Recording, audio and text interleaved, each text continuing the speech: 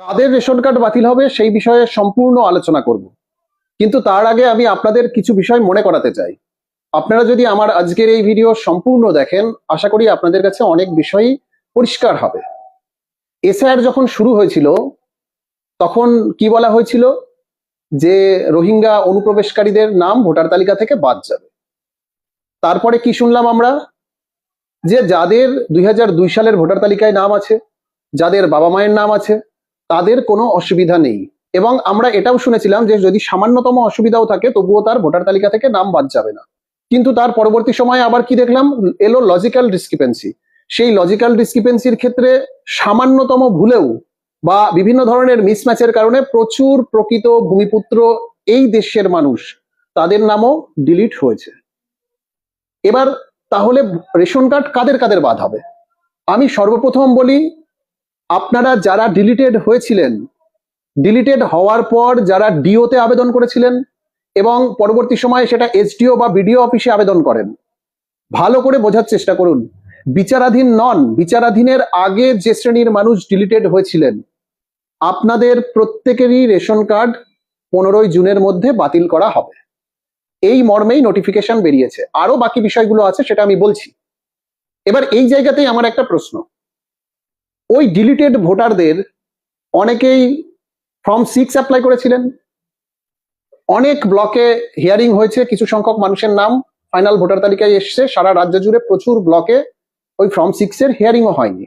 এবং ডিওতে আবেদন আর এই এসডিও বা বিডিওতে যে অ্যাপিল করা হয়েছিল সেই অ্যাপিলেরও কোনো নিষ্পত্তি হয়নি।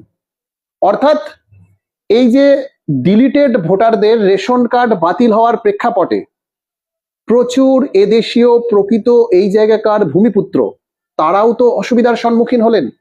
একদিকে সুপ্রিম কোর্ট বলছে যে ভোটার তালিকা থেকে নাম বাদ যাওয়া মানেই তিনি যে ভারতবর্ষের নাগরিক নন, তেমনটা নয়। তাহলে এই জায়গা থেকে দাঁড়িয়ে যারা অ্যাপিল করেছেন তাদের কোনো শুনানি হলো না, বা ফর্ম 6 অ্যাপ্লাই করেছিলেন তার কোনো নিষ্পত্তি হলো না, তার আগেই রেশন কার্ড ডিলিটেডের নোটিফিকেশন চলে এলো। এই বিষয়টাকে আপনারা কিভাবে দেখছেন? তার মানে কি হলো, যারা ডিলিটেড হয়েছেন তারা কি প্রত্যেকেই অবৈধ? তেমনটা তো নয়। তাদের মধ্যে প্রচুর রয়েছে যারা সরকারি কর্মচারী, সেন্ট্রাল গভর্নমেন্টের চাকরি করেন, ব্যাংকে কেউ চাকরি করেন, কেউ পোস্ট অফিসে চাকরি করেন, কেউ আর্মিতে চাকরি করেন, কেউ নেভিতে চাকরি করেন, এই ধরনের মানুষও প্রচুর রয়েছেন।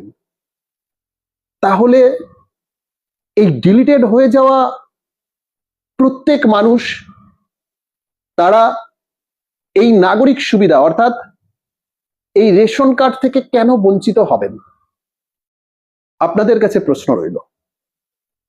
এরপরে আর কাদের রেশন কার্ড বাতিল করা হবে? যারা অ্যাবসেন্ট, অর্থাৎ এনুমারেশন ফর্ম চলাকালীন সময়ে যারা উপস্থিত ছিলেন না, এনুমারেশন ফর্ম রিসিভই করেননি, তাদের রেশন কার্ড বাতিল হবে। শিফটেড, যারা এক জায়গা থেকে আরেক জায়গায় চলে গেছেন অথচ পুরোনো জায়গাতে আপনার ভোটার কার্ড ছিল, তাদের কারো যদি রেশন কার্ড থাকে তাদের রেশন কার্ড বাতিল হবে।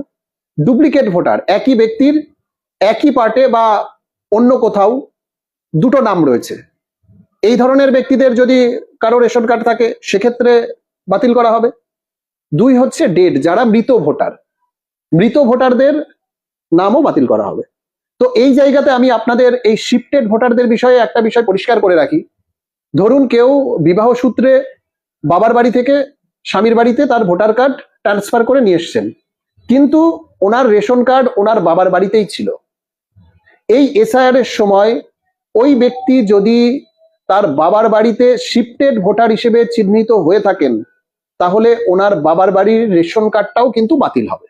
ধরুন আমি আজ রানাঘাটে রয়েছি, আমি অতীতে হুগলিতে থাকতাম, আমি হুগলি থেকে আমার ভোট ট্রান্সফার করে নিয়ে এসেছি, কিন্তু আমার রেশন কার্ডটা হুগলিতেই রয়ে গেছে।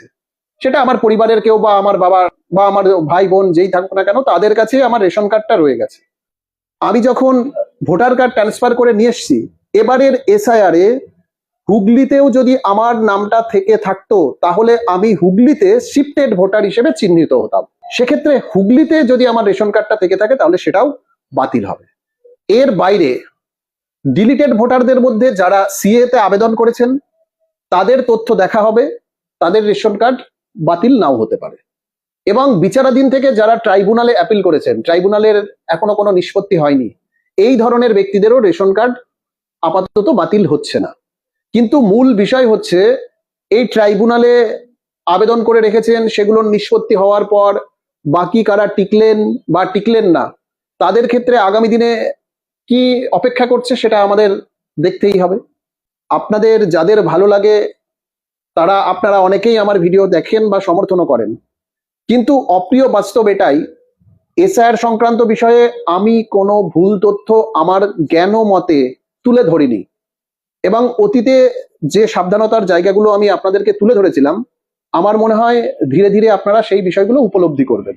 যাই হোক, আমার আজকের এই ভিডিও সম্পূর্ণ শিক্ষামূলক, সরকারি কোনো নিয়ম নীতির বিরোধিতার লক্ষ্যে নয়, এবং কোনো হিংসাত্মক বা উত্তেজনাময় পরিবেশ তৈরি করার লক্ষ্যেও নয়। তাই আপনাদের যদি মনে হয় যে এই ভিডিও বার্তা প্রত্যেকেরই জানা প্রয়োজন, তো সকলের মাঝে ছড়িয়ে দিন এবং লাইক, শেয়ার, কমেন্ট করে আপনারাও আপনাদের টাইমলাইনে সেভ করে রাখুন। ধন্যবাদ, সকলেই ভালো থাকবেন।